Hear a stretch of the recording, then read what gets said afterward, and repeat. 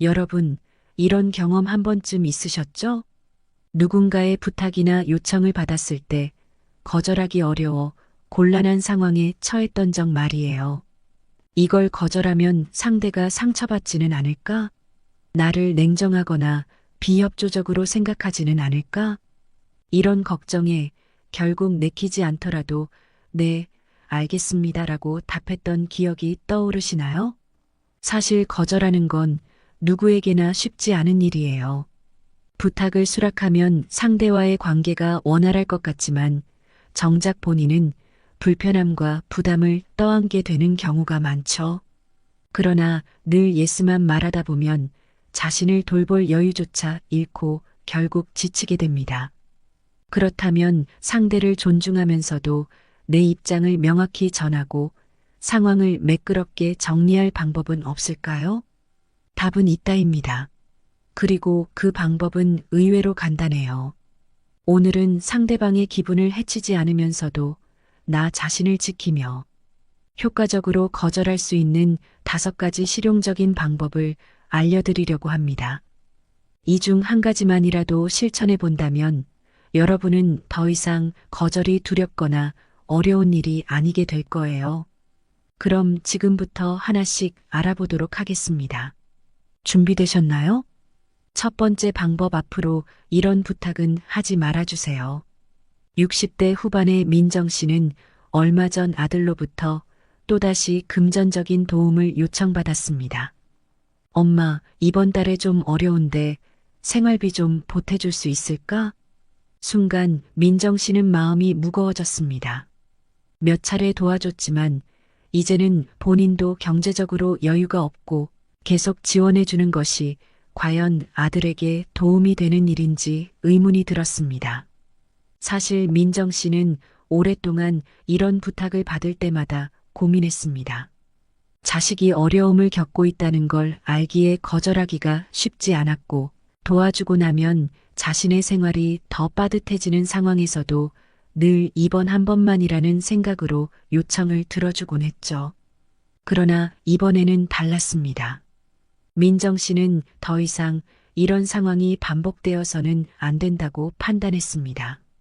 그날 민정 씨는 결심하고 아들에게 단호하게 말했습니다. 아들아, 미안하지만 이번에는 도와줄 수 없겠구나. 엄마도 이제 여유가 없고 앞으로는 이런 부탁은 하지 말아줬으면 해. 처음에는 아들이 잠시 당황한 기색을 보였지만 민정 씨의 단호한 태도에 더 이상 설득하려 들지 않았습니다.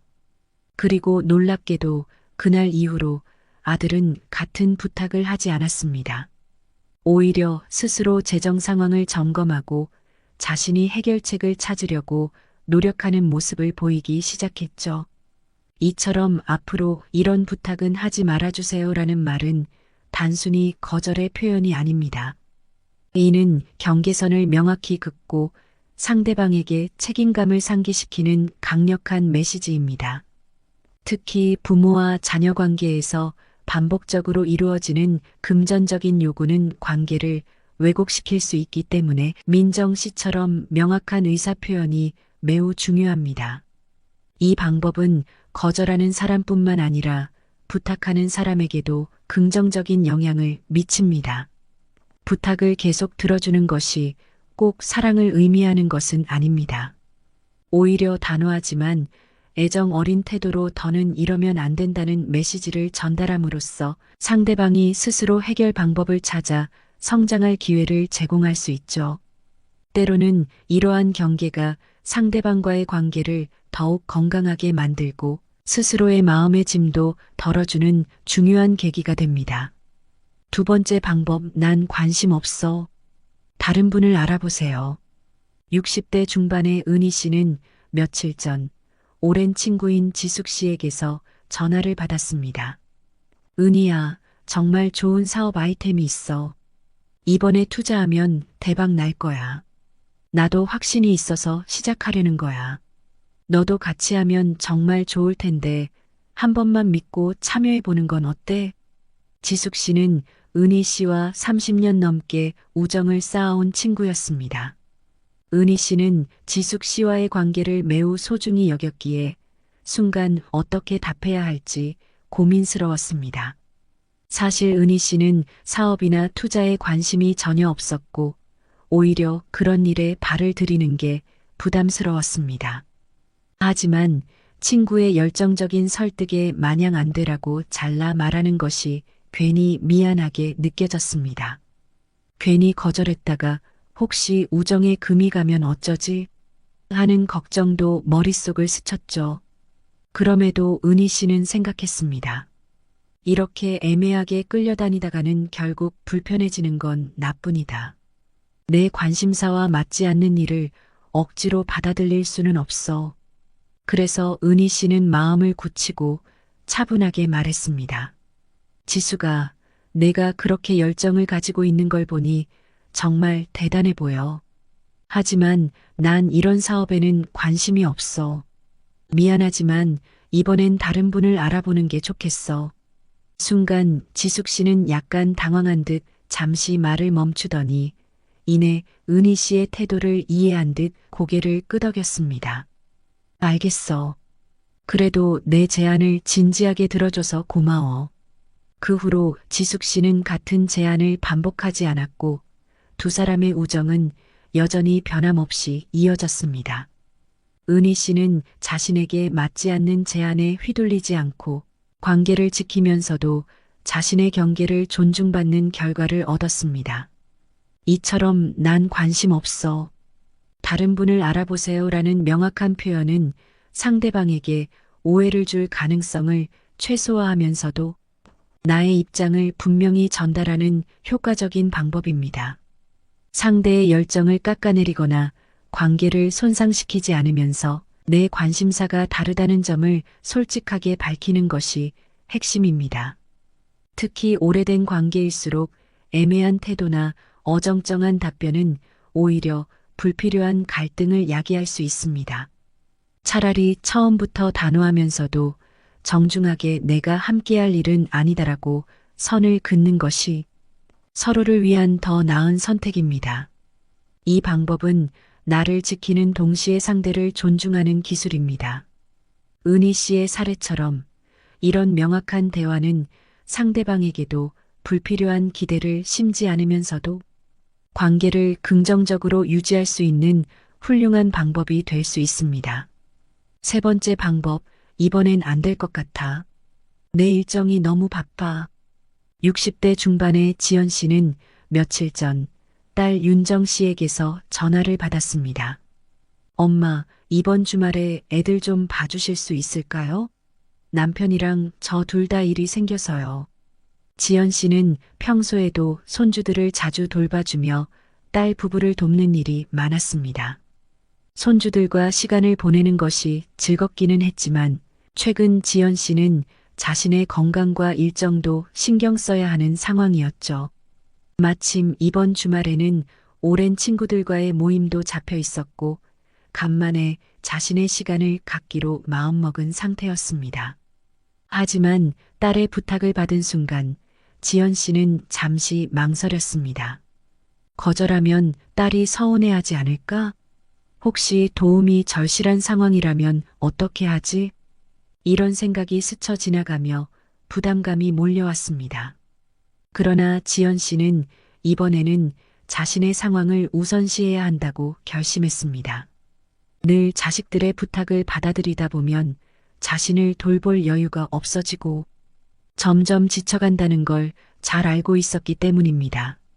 그래서 지연 씨는 차분한 목소리로 말했습니다. 윤정아, 엄마가 늘 도와주고 싶지만 이번 주말은 안 될 것 같아. 엄마도 일정이 꽉 차 있어서 이번엔 어렵겠다. 윤정 씨는 처음에는 약간 당황한 듯 했지만 곧 어머니의 사정을 이해했습니다. 알겠어요, 엄마. 너무 자주 부탁드린 것 같네요. 이번엔 제가 다른 방법을 찾아볼게요. 그 대화 이후로 윤정 씨는 어머니에게 부탁하기 전에 어머니의 사정을 먼저 고려하는 모습을 보였고 지연 씨도 부담감을 덜고 더 자유롭게 자신의 시간을 사용할 수 있었습니다. 이처럼 이번엔 안 될 것 같아. 내 일정이 너무 바빠라는 표현은 단순한 거절 이상의 의미를 가집니다. 이는 나의 시간을 존중하면서도 상대방에게 정중하게 이유를 설명하는 방법입니다. 특히 가족 간의 부탁은 관계의 친밀함 때문에 거절하기 어려운 경우가 많지만 이런 표현은 상대방이 나의 입장을 자연스럽게 이해하도록 돕는 역할을 합니다. 무작정 거절하는 대신 구체적인 이유를 함께 전달하면 상대방은 거절을 덜 개인적으로 받아들이게 됩니다. 게다가 이렇게 솔직하게 말하면 상대는 나의 상황을 존중하며 앞으로는 무리한 부탁을 삼가게 될 가능성이 높아집니다. 지연 씨의 사례처럼 가끔은 내 삶의 우선순위를 명확히 하고 이를 솔직하게 전하는 것이 모두를 위한 현명한 선택일 수 있습니다.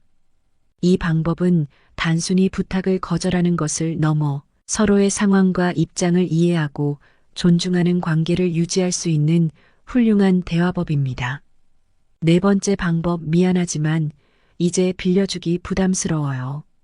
60대 중반의 현수 씨는 며칠 전 이웃 주민인 동혁 씨에게 또다시 카메라를 빌려달라는 요청을 받았습니다. 현수 씨, 이번 주말에 가족 모임이 있는데 카메라 좀 빌려줄 수 있을까요? 지난번에도 덕분에 잘 썼거든요. 현수 씨는 몇 차례 카메라를 빌려주며 이웃의 부탁을 들어준 적이 있었습니다.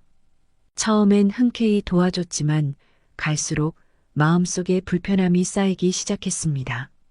카메라는 현수 씨가 아끼는 물건 중 하나였고 자꾸 빌려주다 보니 혹시 잃어버리거나 고장이라도 나면 어쩌나 걱정이 들었습니다. 게다가 카메라가 필요한 순간에 정작 자신이 사용할 수 없게 되는 일도 생길까봐 고민스러웠죠. 이웃과의 좋은 관계를 유지하고 싶었던 현수 씨는 그동안 무조건적인 호의로 부탁을 들어주었지만 이제는 자신의 감정도 존중해야겠다고 생각했습니다. 그래서 현수 씨는 이번에는 솔직하게 자신의 마음을 표현하기로 결심했습니다. 동혁 씨, 항상 제 카메라를 유용하게 써주셔서 감사한 마음이지만 솔직히 이제 빌려드리는 게 조금 부담스럽네요. 카메라는 제게도 소중한 물건이라 자주 빌려드리는 게 어렵습니다. 이해해 주시면 좋겠습니다. 동혁 씨는 처음에는 당황한 듯 보였지만 현수 씨의 진심 어린 말을 듣고는 고개를 끄덕이며 말했습니다. 아, 그런 사정이 있으셨군요. 몰랐어요. 괜찮습니다. 다른 방법을 찾아볼게요. 그 이후로 동혁 씨는 더 이상 카메라를 빌려달라는 요청을 하지 않았고 두 사람의 관계는 어색해지지 않았습니다. 오히려 현수 씨는 자신의 입장을 존중받았다는 안도감과 함께 이웃과의 관계에서도 선을 지킬 수 있는 자신감을 얻었습니다. 이처럼 미안하지만 이제 빌려주기 부담스러워요라는 말은 단순히 거절을 넘어 나의 감정을 솔직히 드러내면서도 상대를 존중하는 효과적인 방법입니다. 특히 개인적으로 소중한 물건을 반복적으로 요청받는 상황에서는 처음에는 도와주는 것이 자연스럽게 느껴지더라도 점차 부담이 쌓일 수 있습니다. 이럴 때는 애매한 태도로 상대방의 기대를 끌기보다 진심을 담아 정중하게 선을 긋는 것이 중요합니다. 현수 씨의 경우처럼 상대에게 이유를 솔직히 설명하면 오해나 불필요한 갈등을 피하면서도 자신의 한계를 지킬 수 있습니다. 이 방법은 내가 느끼는 부담을 줄이는 동시에 상대방이 나의 경계를 존중하도록 돕는 중요한 대화 기술입니다. 결국 서로의 관계를 건강하고 지속적으로 유지하는 데도 큰 역할을 하게 되죠. 다섯 번째 방법, 당장은 어려울 것 같습니다. 50대 중반의 재혁 씨는 최근 직장에서 바쁜 나날을 보내고 있었습니다.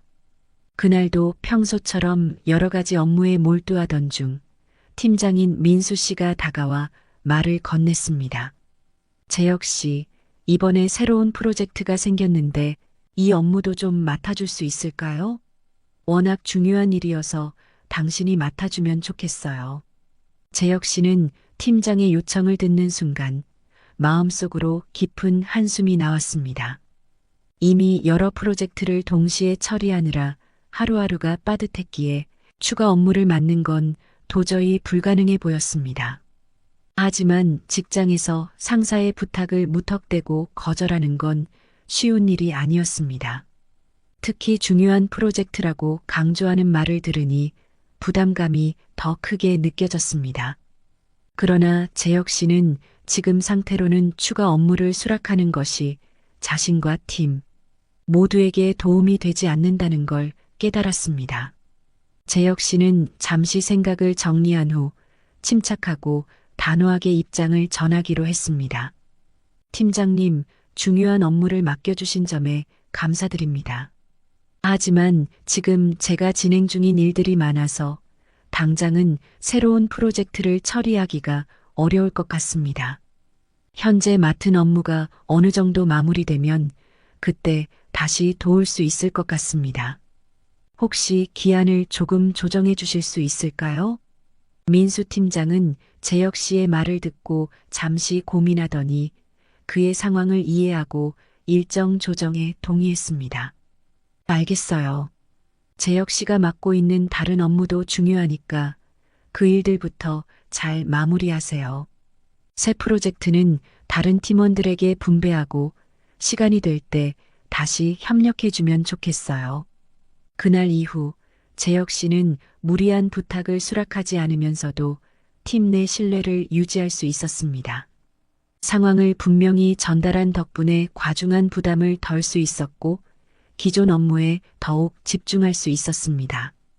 당장은 어려울 것 같습니다라는 말은 상대방의 요청을 정중히 거절하면서도 협력 의사를 남겨두는 스마트한 대처법입니다.